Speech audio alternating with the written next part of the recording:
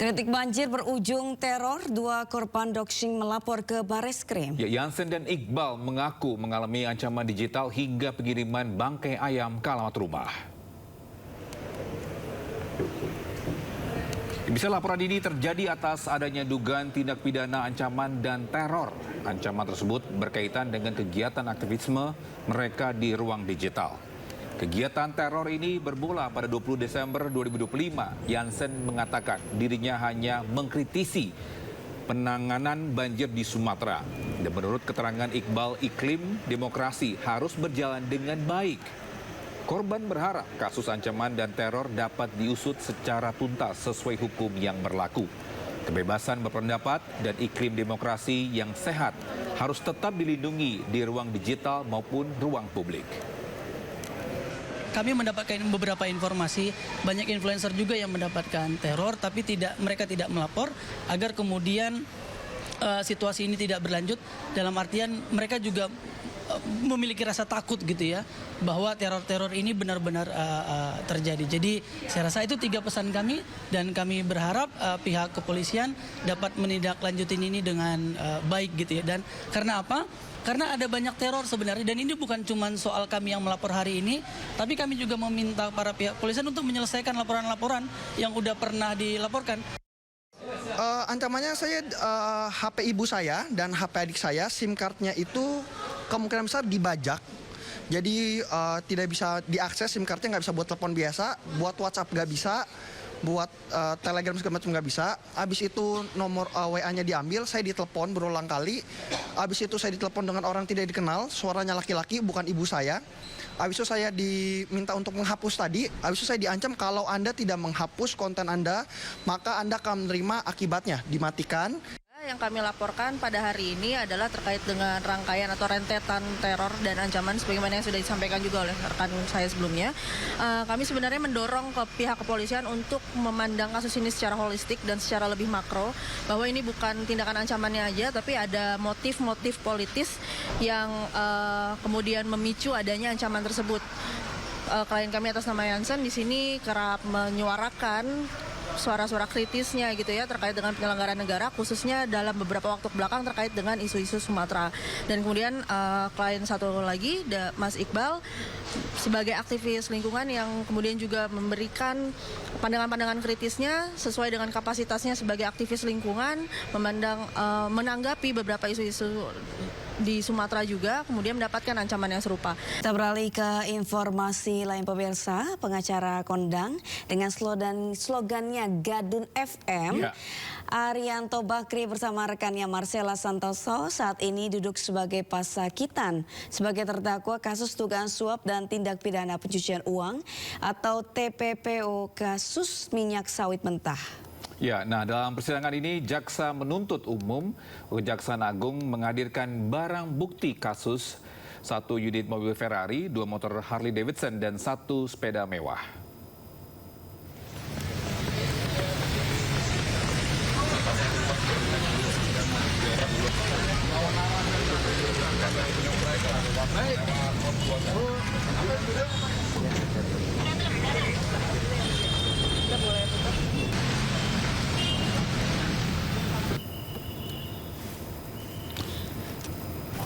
Ya, 1 unit mobil Ferrari, 2 motor Harley, dan 1 sepeda motor mewah yang dihadirkan di Pengadilan Negeri Jakarta Pusat.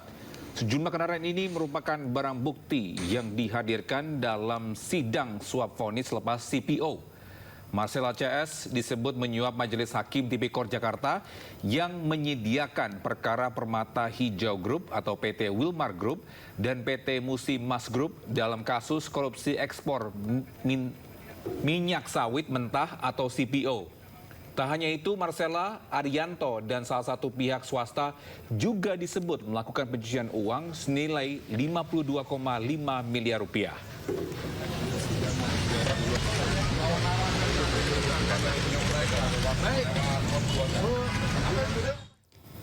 Penyidik Komisi Pemberantasan Korupsi KPK menggeledah kantor pusat Direktorat Jenderal Pajak Kementerian Keuangan di Jakarta Selatan.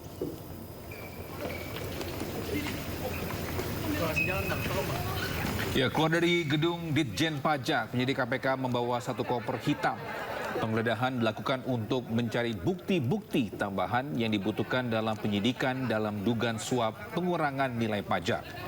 Penggeledahan terkait dugaan suap pemeriksaan pajak PT WP pada Direktorat Jenderal Pajak Kementerian Keuangan periode 2021-2026 yang menjerat Kepala Kantor Pelayanan Pajak Madya Jakarta Utara.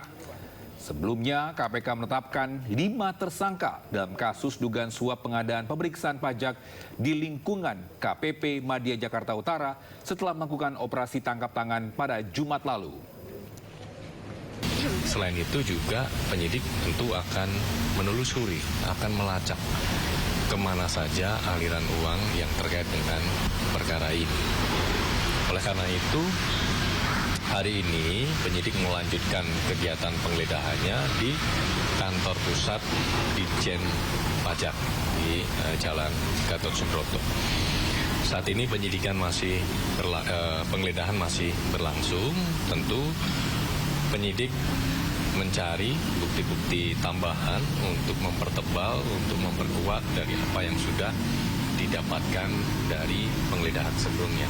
Ya, karena memang kita masih akan terus menelusuri, termasuk proses ataupun tahapan dari penilaian dan pemeriksaan ini seperti apa, peran-peran yang dilakukan pihak-pihak di kantor pusat Ditjen Pajak. Ya. Diperiksa KPK sebagai saksi dugaan korupsi haji, petinggi PBNU membantah adanya aliran uang baik kepada dirinya maupun kepada organisasi Nahdlatul Ulama.